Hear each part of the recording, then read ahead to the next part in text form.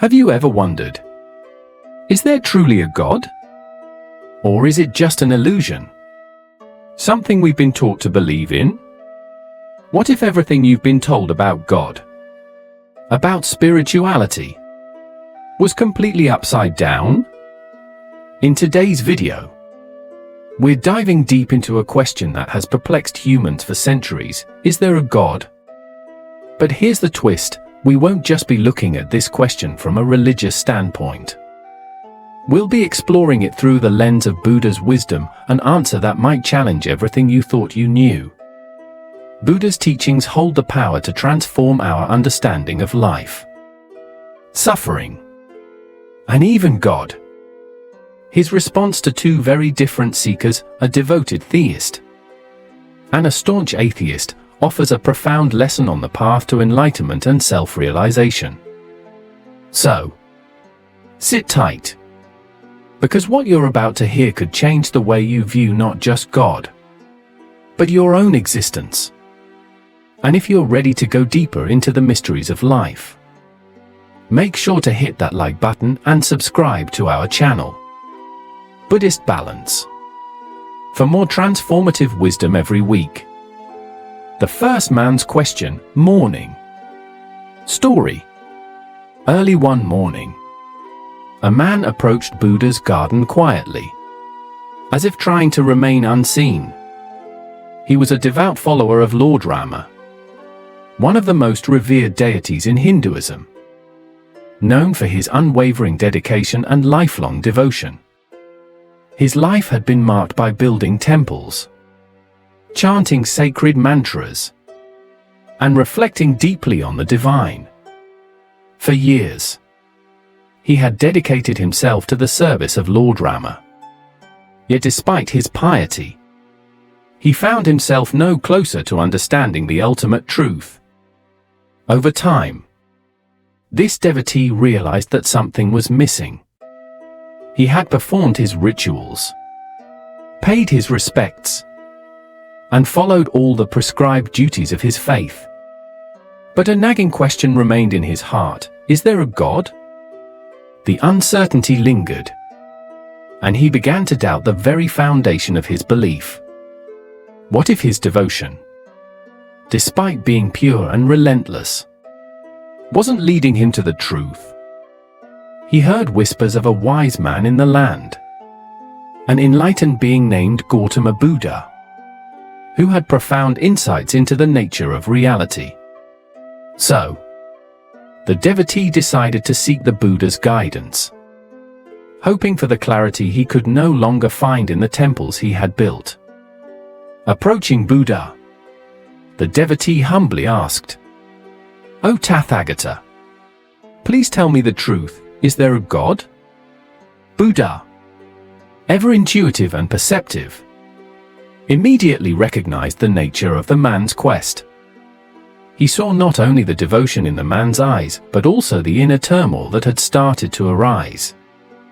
This was a man who had been searching for God his whole life, but had never truly questioned the essence of his own being. Buddha responded with surprising simplicity and finality, "No, my friend. There is no God." The devotee stood frozen, struck dumb. No God? His entire life had been built on the belief in a personal God. And here, before him, was a man known for his enlightenment telling him that such a God did not exist. The shock of the words was profound. How could Buddha, a being of wisdom, deny the very foundation of his faith? The devotee's mind raced with questions, but the answers seemed elusive.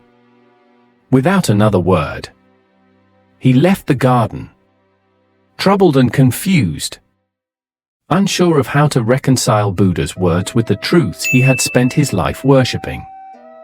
Personal insight. Buddha's response here is not to be interpreted as an outright denial of God's existence in the broader, universal sense. Instead, it was a challenge, a wake-up call to the devotee, urging him to look beyond his blind devotion to an external, anthropomorphic God, The devotee's spiritual journey had stagnated, stopped at the threshold of faith without ever venturing into the deeper realms of personal experience. The devotee had never truly asked himself the question, "What is my experience of God?" Instead, he had relied on the belief that God was something outside of himself, something that could be worshipped from a distance, without introspection or self-inquiry. Buddha, with his intuitive wisdom, saw that the devotee's spiritual search had been directed outward, to temples and rituals, but had never ventured inward, to the heart of his own soul. In this sense, Buddha wasn't rejecting the idea of a divine presence. Rather, he was trying to help the devotee see that true spirituality cannot be defined solely by external rituals, concepts, or deities. True spiritual awakening, according to Buddha, must begin with an exploration of the self, the nature of the soul, because the divine cannot be found in temples or books, but within the very essence of who we are. This insight mirrors the message found in many spiritual traditions. For example, take the life of Leonardo da Vinci, a man whose pursuit of knowledge and truth was not confined to religion but extended into the study of nature and the self. Da Vinci didn't simply rely on the religious texts of his time to understand the world. He questioned everything, from the flow of water to the movement of human muscles. He was a seeker of the deeper truths, not content with surface-level explanations. In Buddhism, the question of God isn't the starting point, it's the question of who am I? Buddha was urging this man to move past the intellectual concept of God and begin to inquire into the nature of his own existence. The devotee needed to ask himself, what do I truly know about the nature of my soul? This approach of looking within for answers, rather than relying solely on external worship or dogma, is the foundation of the Buddhist path. It's a path of self-awareness and direct experience. Buddha's answer, in essence, was this: you cannot truly know God, or the truth of your existence, until you turn inward and experience it for yourself. I think this is particularly relevant in today's world. In our fast-paced, information-overloaded lives, many of us find ourselves like that devotee, practicing our routines, attending our religious services, or following social conventions, but without ever truly engaging in the process of self-exploration. We live on autopilot, performing rituals or following doctrines, without deeply questioning whether these practices bring us closer to understanding our true nature. If we were to apply this teaching to our modern lives, think about how many people, whether in religion, career, or even relationships, blindly follow external structures without ever asking, what am I truly seeking? For example, a person might work tirelessly in a high-paying job for years, convinced that money and status will bring fulfillment. But deep down, they feel unfulfilled and disconnected.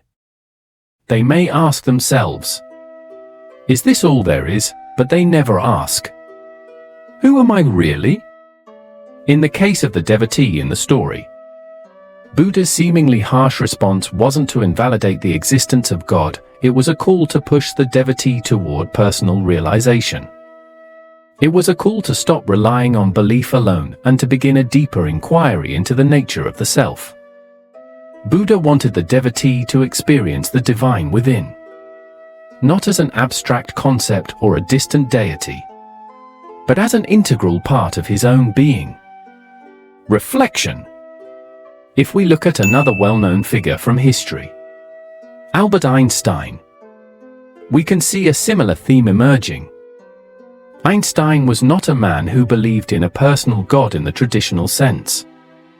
Yet he spoke frequently about the mysterious nature of the universe. He once said, "The most beautiful thing we can experience is the mysterious. It is the source of all true art and science." Einstein's sense of awe and wonder at the universe, his recognition of something greater than himself, was, in essence, a form of spirituality, one rooted in the exploration of the unknown. Like the devotee in Buddha's garden, Einstein didn't seek a God who could be worshipped or conceptualized in human terms. Rather, he sought to understand the laws that govern the universe. But at the same time, he acknowledged that the pursuit of these deeper truths, whether in science or spirituality, requires a deep, personal connection with the unknown. What Buddha was offering to the devotee was not a rejection of God, but an invitation to go deeper, to question beyond the surface, beyond the rituals, beyond the idols, and to seek the experience of truth within. Buddha was essentially pointing out that the question of God was less important than the question of the self. Once the devotee began to explore his own nature, his own consciousness, he would find that the truth he had been searching for had always been within him. By expanding on the original teaching, we see that Buddha's response is not only a challenge to traditional notions of God, but also an invitation to explore the depth of our own being. Just as the devotee's search for God had stopped at the boundaries of belief, many of us today stop our search for meaning at the boundaries of our comfort zones, whether in religion, career, or other areas of life. To truly grow, we must venture beyond those boundaries, not to find God, but to discover the truth of who we really are. The second man's question, evening story. As the day wore on, a new figure arrived at the Buddha's garden. This man was a stark contrast to the devotee who had come earlier in the morning. He was a materialist, an atheist who had spent much of his life challenging the very existence of God. He had traveled far and wide, debating priests, scholars, and religious figures, defeating them in arguments with his firm conviction that there was no God.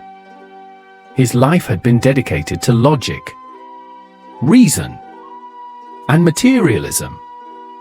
He had convinced thousands of people that belief in God was a delusion, a product of ignorance. However, as he grew older, cracks began to appear in his firmly held beliefs. Doubt started to creep in. What if he had been wrong all along? What if, in his relentless pursuit of truth, he had missed something fundamental? The doubt gnawed at him, and he began to wonder, what if there is a God? But even as he asked this question, he struggled to reconcile it with the life he had lived and the beliefs he had propagated. Was it too late to reconsider? He decided to seek Buddha's wisdom, hoping to find clarity once and for all. Approaching Buddha as the sun began to set, he asked, "O Tathagata, I have heard that you are enlightened. Please tell me, is there a God?"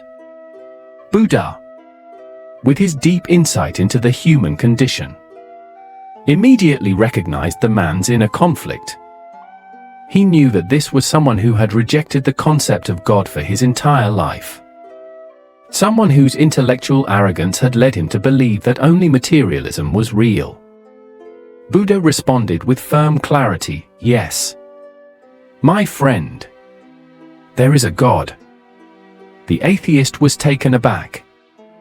He had spent so much of his life convincing others that God did not exist. And now Buddha, a being of profound wisdom, had told him the opposite. His mind raced in confusion. Could he really be wrong? Was his entire life's work based on a false assumption? The uncertainty was overwhelming. And without asking any further questions, he too left Buddha's presence, his mind filled with doubt and curiosity. Personal insight. Buddha's answer to the atheist was just as intentional as his answer to the devotee earlier in the day. While the devotee had been stuck in the realm of blind belief, the atheist was stuck in the opposite extreme. The rigid belief that there was no God, that everything could be explained by material science and logic. Buddha's words. Yes, my friend, there is a God were not meant to simply affirm the existence of a deity. Instead, they were meant to shake the atheist out of his certainty, to challenge his rigid worldview, and to open him up to a deeper understanding. The atheist, like the devotee, had reached a point where his spiritual journey had stopped. For the devotee, it had stopped at belief in a personal God. And for the atheist, it had stopped at the rejection of that belief. Neither had gone deeper into the mystery of existence. Buddha's response to the atheist was meant to stimulate a new phase in his spiritual journey, one that would push him beyond intellectual arrogance and force him to confront his own ignorance. In a way, Buddha was telling the atheist, you have placed your faith in logic and reason, but that alone will not lead you to the truth. True wisdom comes not from intellectual certainty, but from experiencing life as it is, beyond the mind's constructs and categories. Only when you open yourself to the possibility of the unknown will your spiritual journey truly begin. This is a critical insight for all of us, especially in the age of rationalism and materialism that we live in today. Many people, especially in the West, have become overly reliant on logic and reason, rejecting anything that cannot be measured, tested, or observed.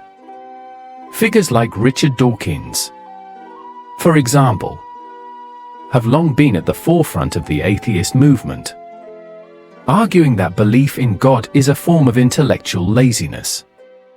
According to him, science and reason are all we need to understand the world, and anything beyond that is simply superstition.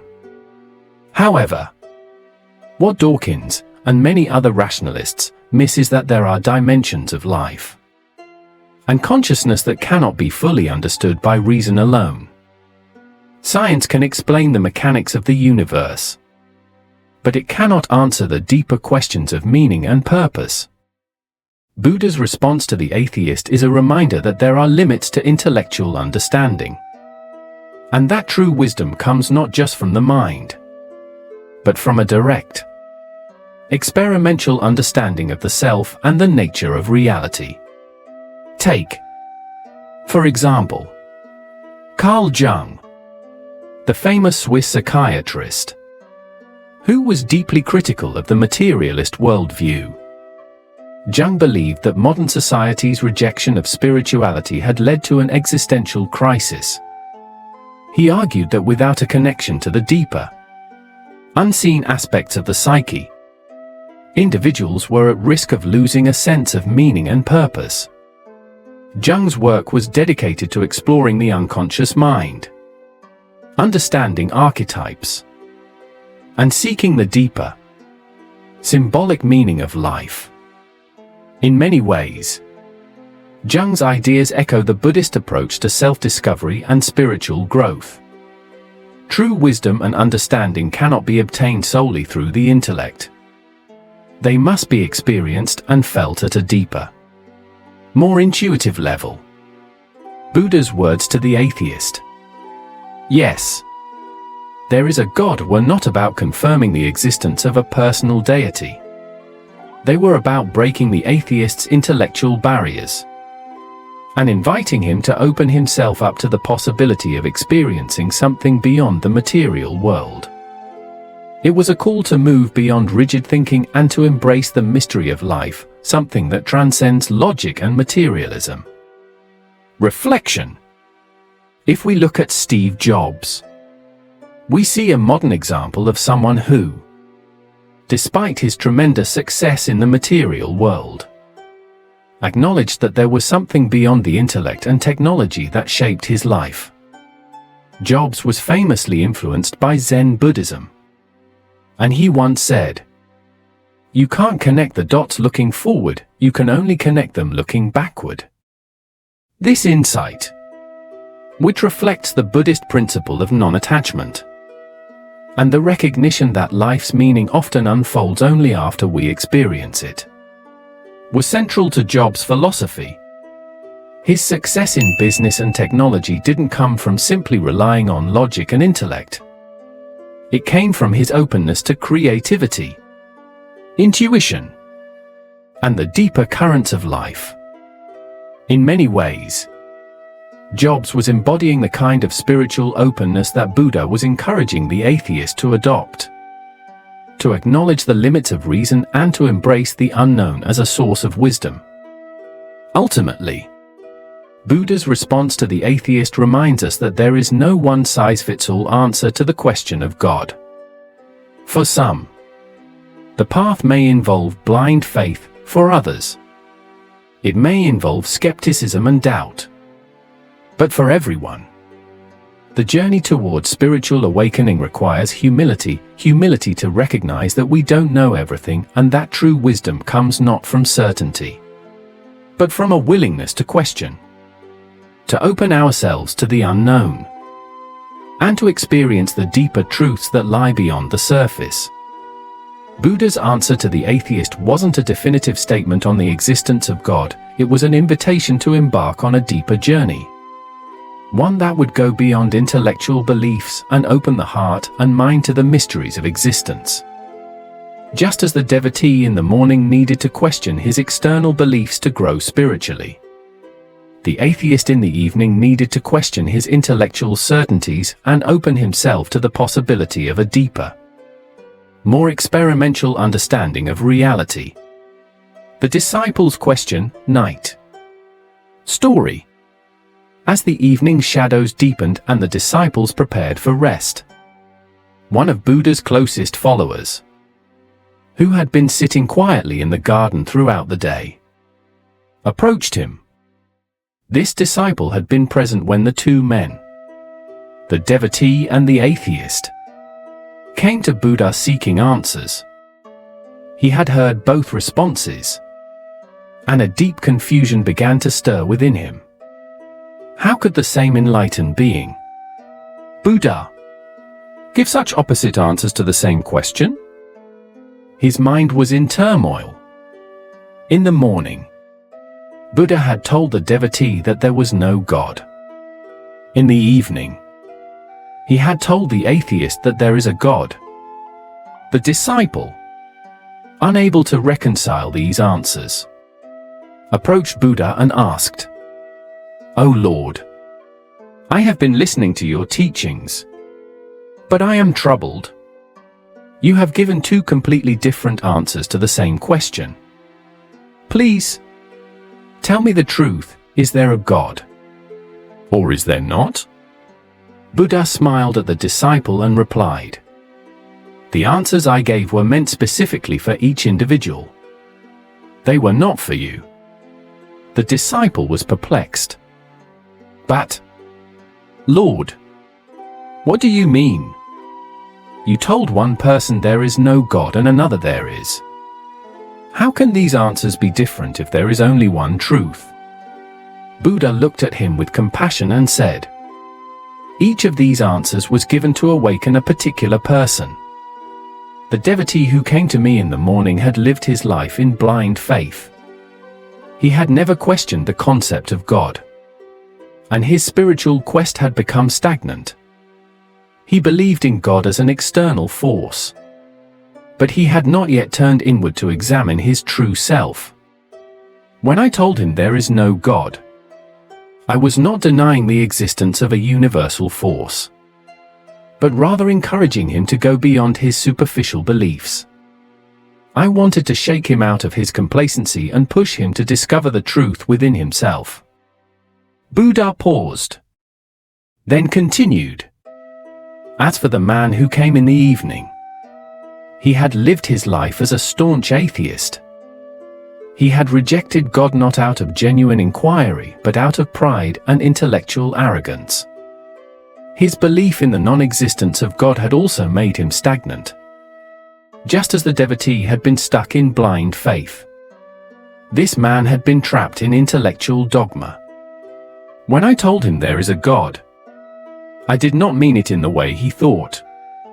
I simply wanted to open his mind and invite him to experience life in a different way. I was calling him to humility, to recognize that there are mysteries in life that cannot be explained by logic alone. The disciple was still confused, and he asked, "But what about me, Lord? What should I do?" Buddha smiled gently and said, "For you, my friend, continue your meditation. Keep turning inward. Do not get distracted by external answers, whether they affirm or deny God. The truth lies not in concepts or words, but in your direct experience of reality. Continue your practice, and you will arrive at your own understanding." Personal insight. This exchange between Buddha and his disciple offers deep insights into the nature of spiritual practice and self-discovery. The disciple's confusion is understandable, after all. Buddha had given two completely opposite answers to two different people. But Buddha's wisdom here lies in the understanding that truth is not a one-size-fits-all concept. Spiritual awakening is a deeply personal journey, and the path to that awakening can vary greatly from one individual to another. The devotee in the morning had been caught in the trap of blind faith. He had built temples, chanted mantras, and served Lord Rama. But his spiritual journey had plateaued. He had stopped searching for truth beyond his belief in a personal God. Buddha's response, "No, there is no God," was not a rejection of divinity but a challenge to the devotee to look deeper. Buddha was urging him to see beyond the external concept of God and to turn inward, to seek the truth within himself. This is a common theme in many spiritual traditions. Belief is just the starting point, and true realization comes when you seek the deeper truth that lies within. On the other hand, the atheist who arrived in the evening had spent his life rejecting the concept of God. He had convinced others through logic and debate that there was no God. Yet his rejection was rooted in a kind of intellectual pride. He had never explored the mysteries of existence beyond the rational mind. Buddha's response, "Yes, there is a God," was a way of opening the atheist to the possibility that there are truths beyond intellectual understanding. It wasn't about affirming a specific conception of God, but rather inviting the atheist to explore the mysteries of life with an open heart, free from the arrogance of certainty. This interaction highlights a fundamental truth in spiritual practice: the path to awakening is not linear. Some people need to start by dismantling their rigid beliefs, while others may need to have their skepticism shattered. Buddha's responses were perfectly tailored to meet the needs of these two individuals. But the disciple's question reveals that the journey is not about seeking external answers, it's about turning inward and experiencing the truth for yourself. In a sense, Buddha was teaching the disciple a powerful lesson here. Truth is not something that can be handed to you on a plate. It is something that must be discovered through direct experience and personal insight. The answers that Buddha gave to the devotee and the atheist were not the ultimate truth, they were simply stepping stones to deeper realization. This idea is deeply echoed in modern psychology and philosophy. Take, for instance, the work of Carl Jung, who believed that the unconscious mind plays a crucial role in self-discovery. Jung argued that individuals must confront their own shadows, the hidden, unconscious aspects of themselves, in order to achieve wholeness. Similarly, in the Buddhist tradition, one must confront the illusions of the self and the world to realize the true nature of reality. Buddha's teaching that the disciple should focus on meditation and inner reflection is essentially the same approach that Jung advocated. By diving deep into the self, we uncover the hidden truths that shape our lives.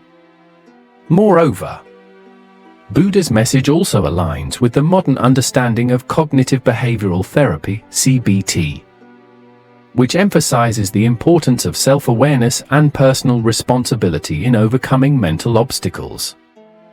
In CBT, individuals are encouraged to examine their thoughts, beliefs, and behaviors in order to challenge limiting patterns and adopt healthier, more adaptive ways of thinking. Buddha's call for inward reflection and meditation can be seen as an early form of this therapeutic approach, an invitation to look inward and question the beliefs and patterns that shape our lives. Ultimately, Buddha's response to his disciple is a reminder that spiritual growth is a deeply personal process. There is no universal path to enlightenment. Each person's journey will unfold in a unique way, shaped by their own experiences, beliefs, and obstacles. The answers we seek may not always be clear, but the key to growth lies in cultivating the right mindset, one of humility, openness, and an unwavering commitment to self-discovery. Buddha's words to the disciple: "Continue your meditation, and you will arrive," encapsulate the essence of the spiritual journey. It is not about seeking external validation or answers, but about developing the inner clarity and insight necessary to understand the truth for yourself. Only by turning inward can we truly discover the nature of our own existence and the mysteries of life. And this, ultimately, is the true path to spiritual awakening. The universal truth, the nature of belief and self-realization. Story. After the disciples' question had been answered, Buddha remained silent for a while, reflecting on the essence of the conversation. His disciples sat in attentive silence, waiting for the master's next words. Buddha, always careful with his words, finally spoke. But this time, his words were meant for all his followers, for they carried a universal truth that transcended individual beliefs. He began, "In this world, there are two types of people, those who believe in God and those who do not. Whether one believes in God or not is of little importance. What matters most is that each individual comes to know their true self. For it is only through self-realization that one can know the ultimate truth." Buddha paused, allowing his words to sink in. He then continued, "It is not enough to merely accept the teachings of others, to follow rituals, or to cling to external concepts of divinity. True wisdom arises when a person turns inward and examines the nature of their own consciousness. This is the essence of the path to enlightenment." He looked at the disciples one by one, as if to underscore the significance of his next words. "The quest for truth," Buddha said, "is not an intellectual pursuit. It is not something that can be discovered through debate or logic. It is an experience that comes only through direct realization. To know the truth of the universe, one must first know the truth of oneself." Buddha's words echoed in the stillness of the evening air, and the disciples were silent, contemplating the depth of his teaching.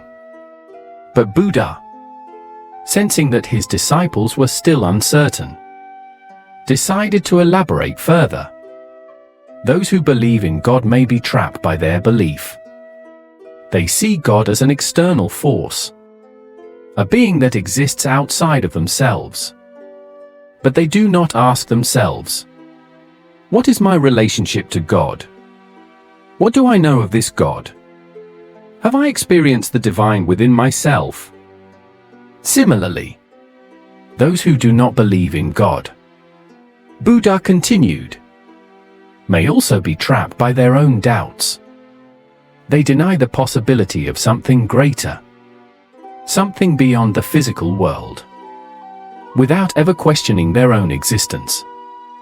They may ask, is there a God, but fail to ask, what is the nature of my own consciousness? What is my relationship to this universe? Buddha's voice became softer, more introspective, as he concluded, the truth, my friends, is not found in concepts, but in direct experience. Belief in God is one way of seeking the truth, just as atheism is another.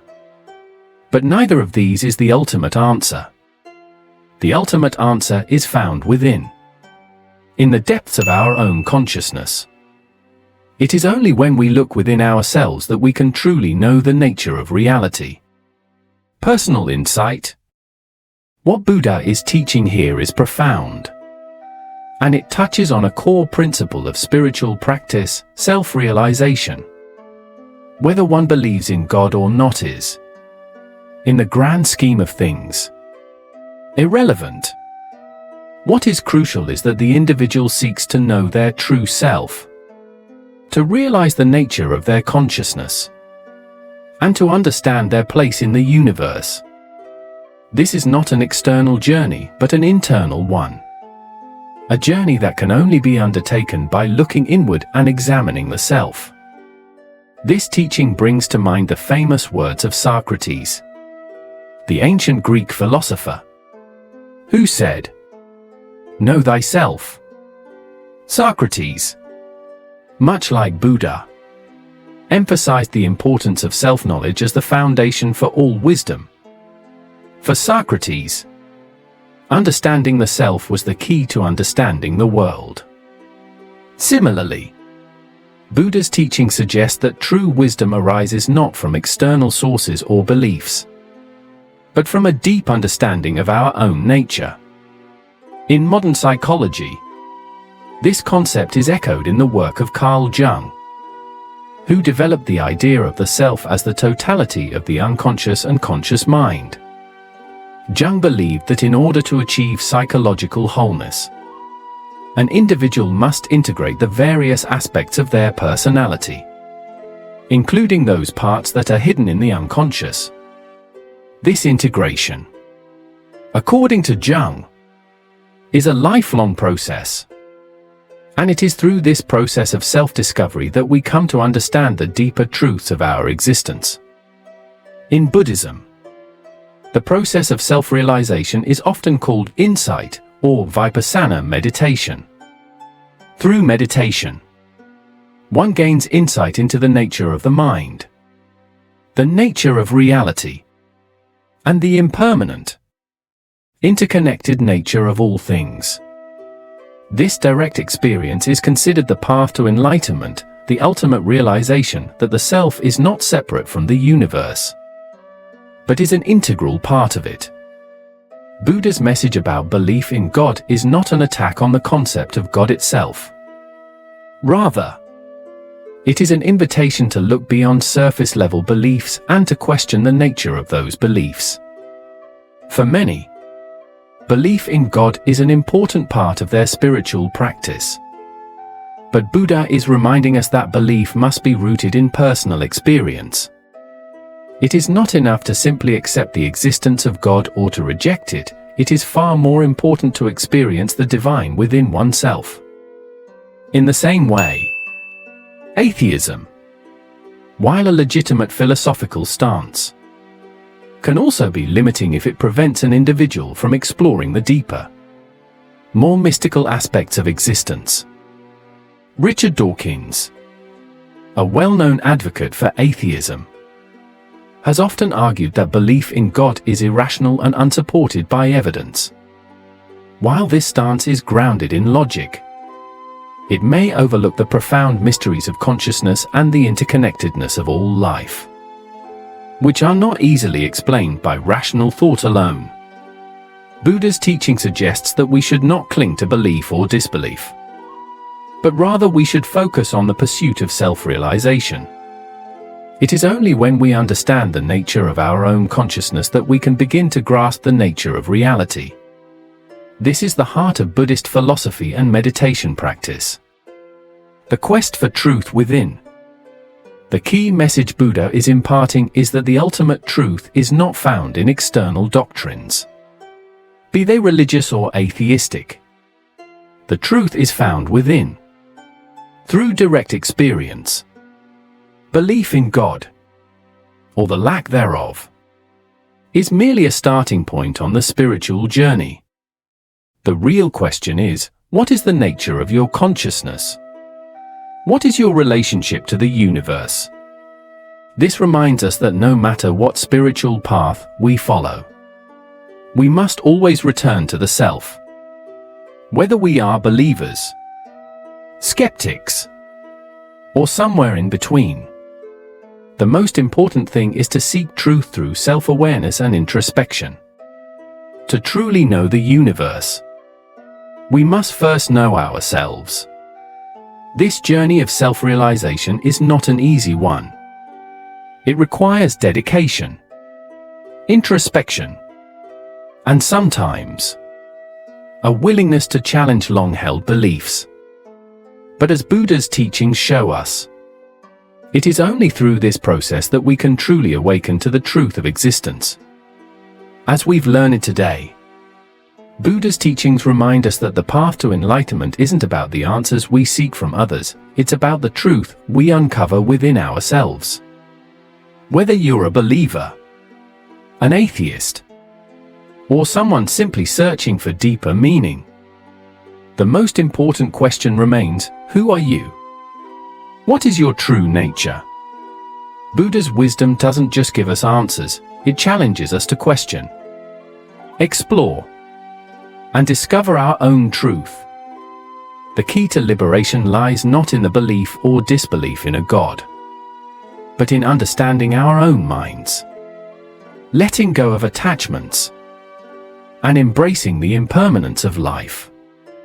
If you found today's video enlightening, don't forget to like, comment your thoughts, and subscribe to Buddhist Balance.